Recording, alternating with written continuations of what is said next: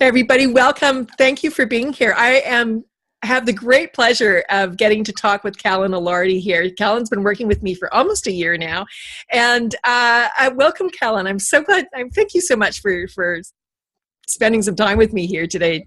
Of course, Karen, no problem. I'm happy.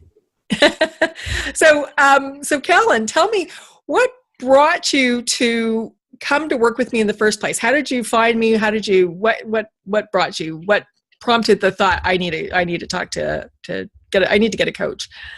Yeah. So last March I was presenting at the Healthcare Compliance Conference in National Harbor, Maryland, with my friend and mentor Christy Grant Hart, and she and I were at lunch and we were talking, and I was trying to figure out how she manages to balance it all. She written a book, she was writing another one, she was speaking with me, and then she was flying off to like 3 or 4 other cities to do other speaking engagements and running her own successful business. And I was going, how do you balance it all? Because I'm going through an MBA and trying to work full time and trying to do things like the speaking presentation, and I'm just burnt. I don't, how do you do it? And she started talking about working with a coach and how it's really helped her. And I went, well, I mean, how do you find a coach? And she went, well, let me give you the name for Karen, and you two can connect and see if you want to work together. And that's how I found you. Yeah. It's been so much fun. So what were the things that you wanted to work on when you first came to me? So you talked about, just being busy and doing all these different things and looking for balance. But so what really in the first 3 months, I guess, what happened for you in that first 3 months? In the first 3 months, I was dealing with imposter syndrome. I was dealing with, worrying about getting all my homework done, getting my grades, type A personality. I really like getting A's.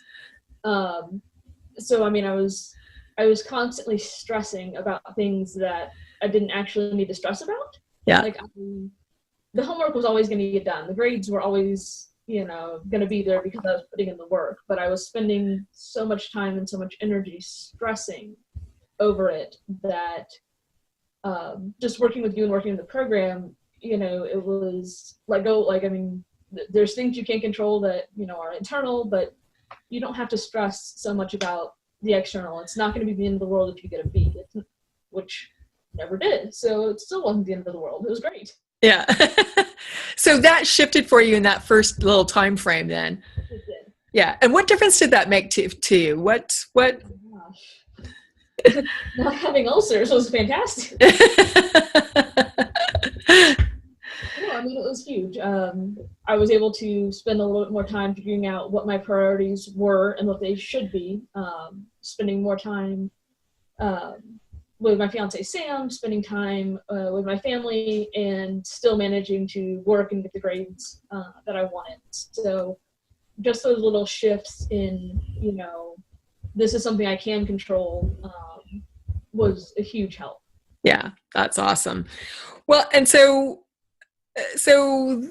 what have been your biggest wins out of all of this? What's how has this impacted you beyond that then? My confidence has grown exponentially. Yeah. I just feel more content on a daily basis. I'm not going through the highs and lows like I used to. It used to feel like, one day the world is all sunshine and rainbows, and the next day it's doom and gloom because I have a paper due. Now it's much more of an even keel, leveled out. Yeah. Everything is pretty good. Like there's nothing really wrong in my life, and everything's just kind of working out great. Yay! How awesome is that? So, do you find that are there particular tools, or was it some of the tools that you're using, or was it a shift in perspective, or both? It really was both. I mean, a lot of the tools that you gave me to help work through some of the stressful situations were really helpful, and I did use them, especially during some of my harder tests. Yeah. And just kind of this whole shift in mindset, that whole like abundance theory, everything, you put it out in the universe and the universe listens, and it's fantastic. Yeah. Cool. So, is this something you would recommend to others? Absolutely. Yeah. talked to a couple of my other friends about, working with a coach or working, specifically with you. I'm not sure if any of them have reached out yet, but there were some ladies in my class especially that, when we're all sitting around having, brunch, well, how do you manage all of this? Well, I work with a coach. Yeah. Yeah. Yeah. Cool. And so, there's some other questions I want to ask. Well, and I think I want to talk, one of the things you had talked about, also at the very beginning was having a hard time saying no. Having a hard time saying no. Has that shifted for you?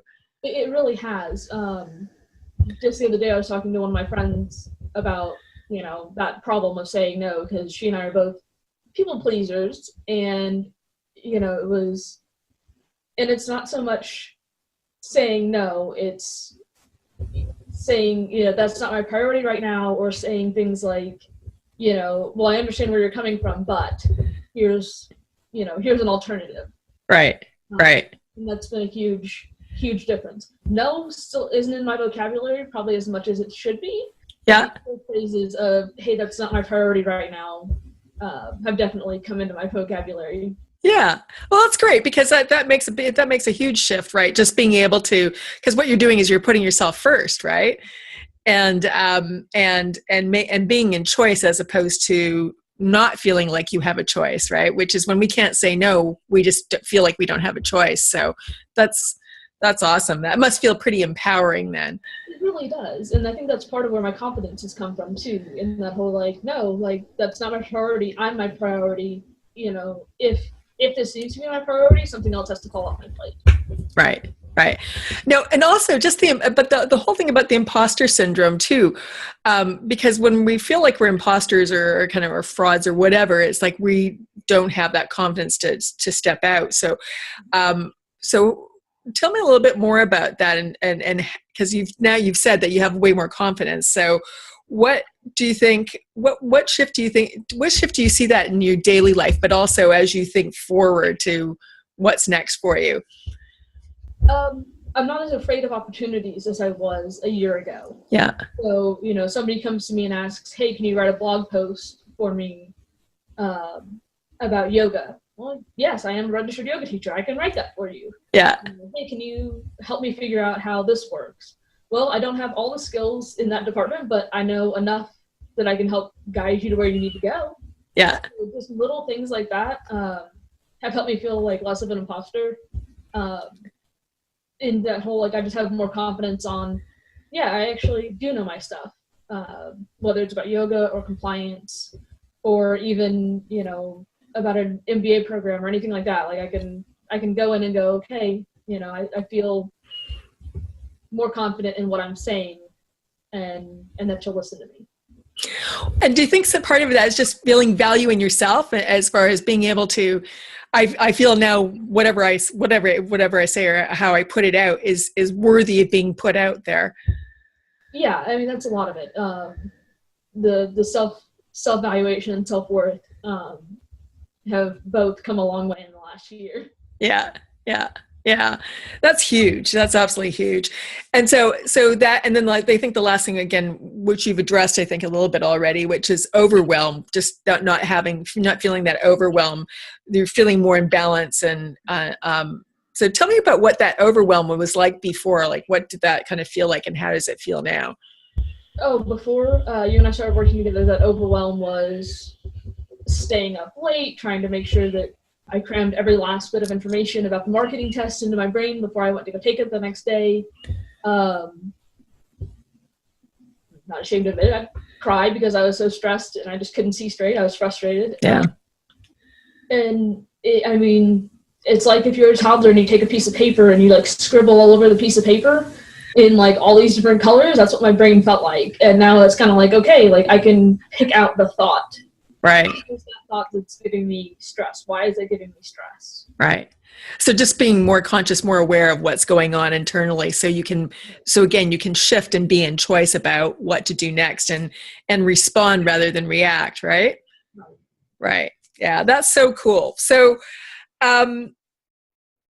any last things you want to say before we wrap up? Because I appreciate, because I've seen you shift so much, and again, it was in such a short period of time. That's the coolest thing. And then just seeing how things continue to evolve for you, and as we're going forward, what's next, right? I mean, that's the coolest things, right? Just like, okay, what's next? What's that big shift? What's that big picture? But any last things that you want to wrap up, and and you want other people, you think they should know about doing this program and this work?